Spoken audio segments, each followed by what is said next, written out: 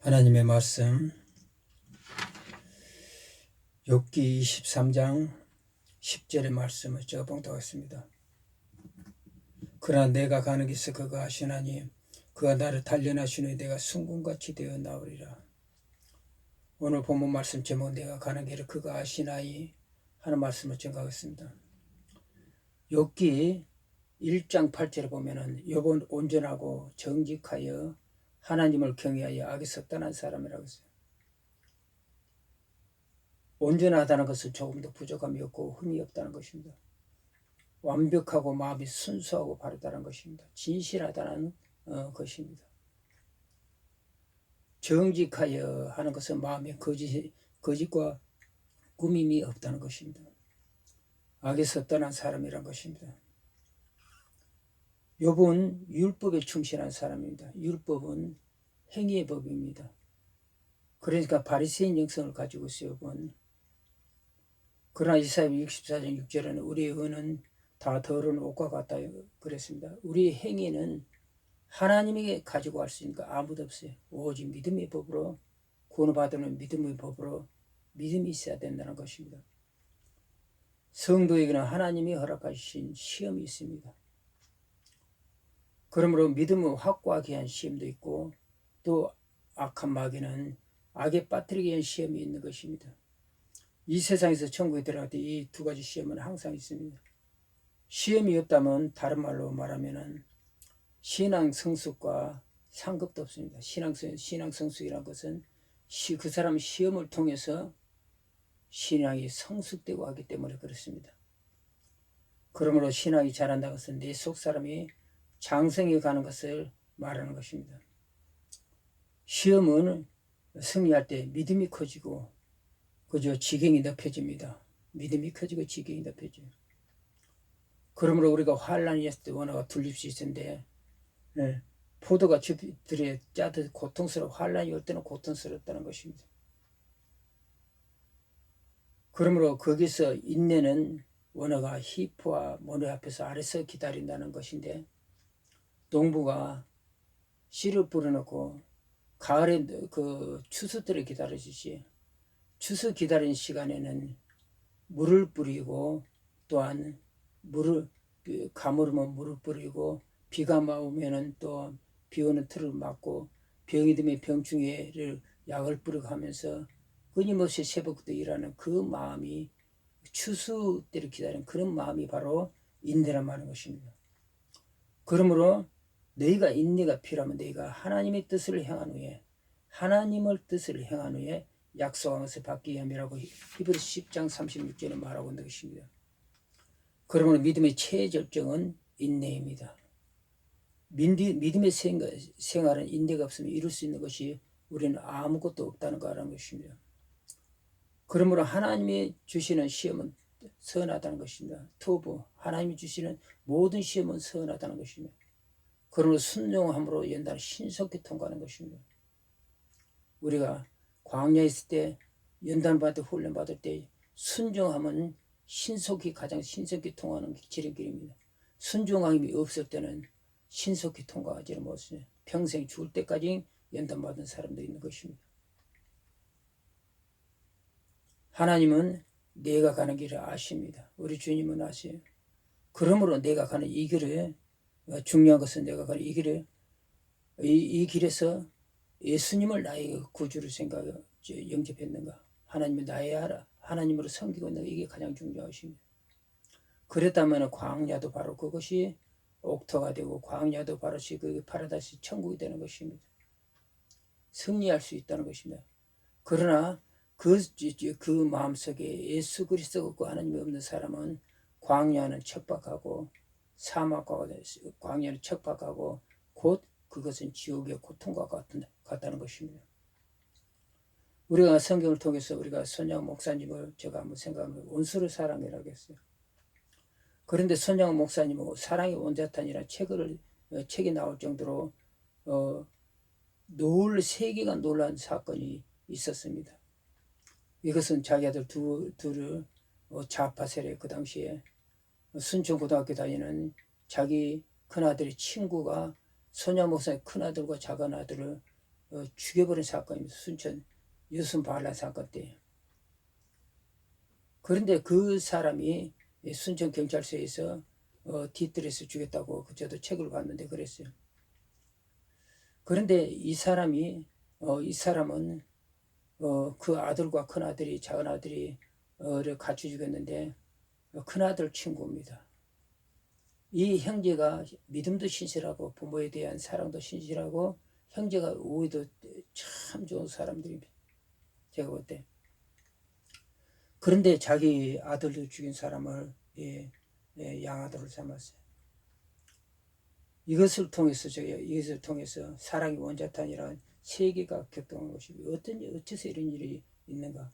우리가 이 깡패들도 자기 이거 용서해주고 그리하는 사람도 있어요. 근데 인간은 하나님이 도달할 수 있는 그것은 뭐냐면은 하나님의 뜻으로 말미암아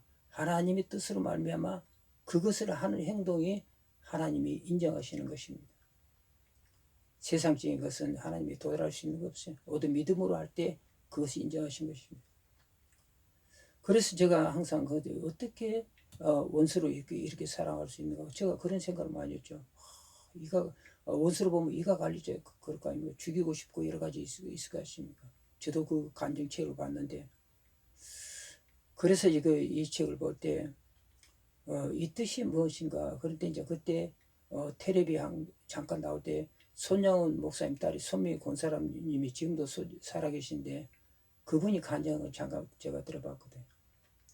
그런데 그때 그 원수를, 그 아들을, 양아들을 삼기까지 새벽같이 통곡하면서 자기 아버지가 문틈으로 소리가 나고 아버지가 주여 제가 어떻게 이럴 수 있습니까? 그럴 수 있습니까? 하는 소리가 들리더란 거예요. 그 날이 받고 나서 손양 목사님의 그 자기 아들을 죽이는 원수를 갖다가 양아들을 삼았다는 그런 그 누서나서 세계가 경악을 거죠. 그래서 제가 이 문제에 대해서 어찌 그 원수를 그렇게 사랑하고 원수로 가고 그 사랑에서 양아들 삼을 수 있는가? 그래서 이제 손명희 권사님도 지금도 살아계시는데 아버지가 목사면 원수를 사랑이라면 용서해주면 되지 왜 우리까지 오빠라고 불러야 되냐고 하면서 굉장히 반발해서 한동안 교회를 떠났다는 그 이야기를 하시더라고. 그런데 제가 이제 그 궁금하던 때 우리가 잘 아는 대로 내 평생 가는 게 호리스 스페포드 그분을 생각을 해가 간증히 우리가 성경 뒤책에 보면은 내 평생 가는 길에 예전에 생기는 호리스 스페포드라는 분의 이 작시자의 일생을 잠깐 적어놓은 것입니다. 그분이 뉴욕의 변호사고 신학교 학장이고 그렇죠. D.L. 무디 선교팀의 협력자입니다. 이분이 일남 4년대 일남은 아들은 시카고 대아주 때 이제 그때 이제 죽었는 말 그때 소천했고 딸 레이만 남았는데 아내하고 그런데 이제 이분이 이제 한 2년 후에 그런 사건이 그 아들 죽고 2년 후에 이분이 이제 프랑스 쪽으로 여행 가기로 했는데 그때 뉴욕 영국의 화물선과 그 부인과 네 딸이 타고 있던 그 배와 충돌해서 부인만 살고 네 딸이 또 죽어버린 사건이 됐어요. 그때 마침 호리스 스페포드라는 분도 같이 가고 있는데 D.L. 무대에 선교팀에 선교 축제가 있다 그래가지고 협력하고 난 뒤에 따라간다가 했을 때 먼저 가라고 했을 때 그 딸만 그리 죽어버린 사건이 있던 것입니다. 그래서 이게 참 신기해요. 이것도 보면 우리가 하나님의 섭리가 왜 이런 분은 신실하게 섬기지 않습니까? 스페보드라는 분들은 세상적인 지위와 악정을 갖고도 선교를 위해서 복음을 위해서 애쓰고 하는 것이 뚜렷하게 나타나지 않습니까? 그런데 왜 그 가정에 그런 큰 환란이 아픔이 있을까? 우리가 세상에도 수많은 이런 사람들이 있습니다. 사실은 이해 못할 정도로 이해 못하는 건 아니지만 이해 못할 정도로 우리가 인간의 생각으로 그런 사람들이 있어요. 지금 세상에도 마찬가지입니다.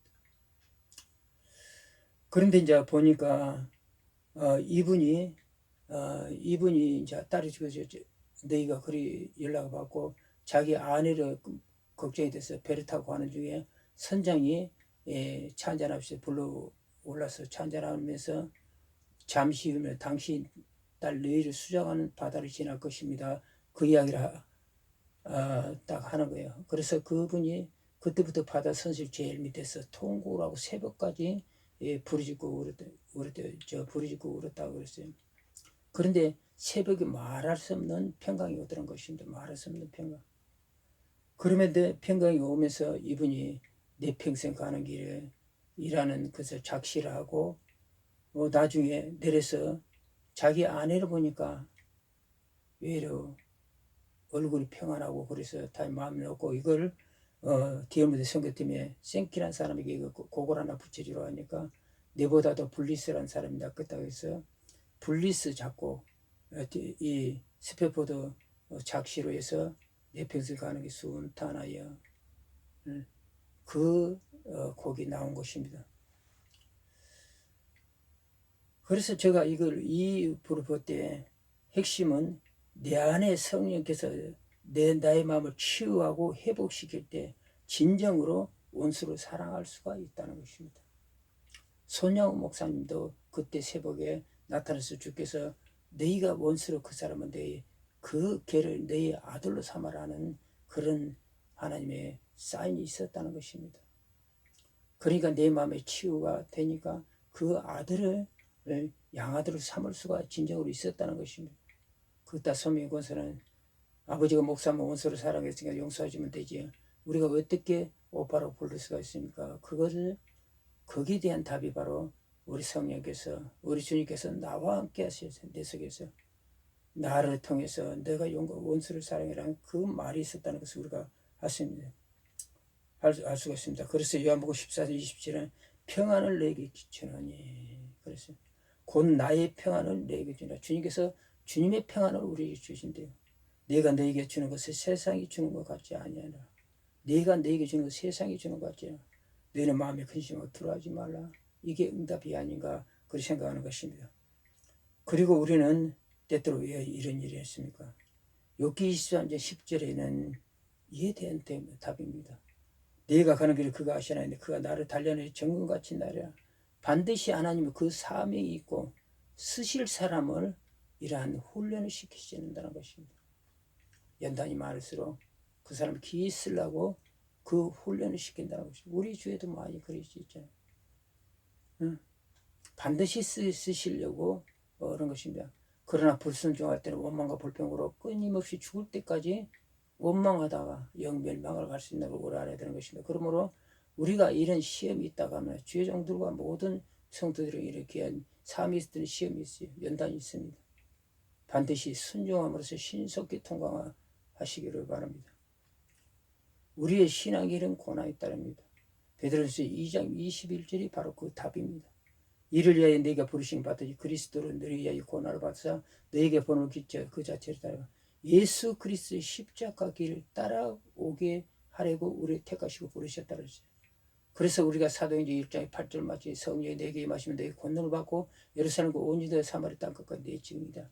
이 증인의 삽을 예수 그리스도의 증인의 삽을 맡기시기 위해서 우리를 부르셨다는 것으로 알 수가 있습니다. 그러므로 고난당할 때 주의 뜻을 순종하는 것입니다. 그런 순종함으로써 신속히 통과하라는 것입니다. 이 고난당할 때 우만 불평이 끝나면 얼마나 이것은 오래 갈지 모르는 것이 죽을 때까지가 끝나지 않을 수 있어요. 그러므로 주의 뜻은 선하다는 것이 어떤 현상이 왔든 주의 뜻은 선한 뜻이 있다는 것입니다. 그러므로 시편 119편 고난당하기 전에 내가 그렇게 행하더니 이제 주의 말씀을 지키나이다. 그랬습니다. 그러므로 시편 119편 70편에 고난이 내게 유익이라 이로 말미암아 주의 윤례를 배우게 된나이다. 이 말씀을 우리가 기억해서 오늘 본문의 말씀의 제목같이 내가 가는 길을 그가 아시네. 우리 주님께서 우리 하나님께서 아신다는 것을 확신하며 우리가 누구보다도 우리 인생을 다 맡길 수 있는 것은 우리 주님과 우리 하나님밖에 없어요. 그분이 나를 만드시고 나를 예정하시고 나를 택하시고 나에게 주의 종으로 삼으시고 나를 주의 자녀로 삼으셨으니까 온전히 주에게 맡길 때 가진 확실한 것을 우리가 갈 수가 있다는 것입니다. 그러므로 내가 가는 길에 그가 아시나니 그렇죠. 오늘 본문 같이 그 나를 달려내지 내가 순금같이 되어라. 반드시 하나님이 순금같이 나서 기있을 줄 믿으시고 우리가 이 시간에 주의 삼창으로 간절히 통성하며 기도드리겠습니다.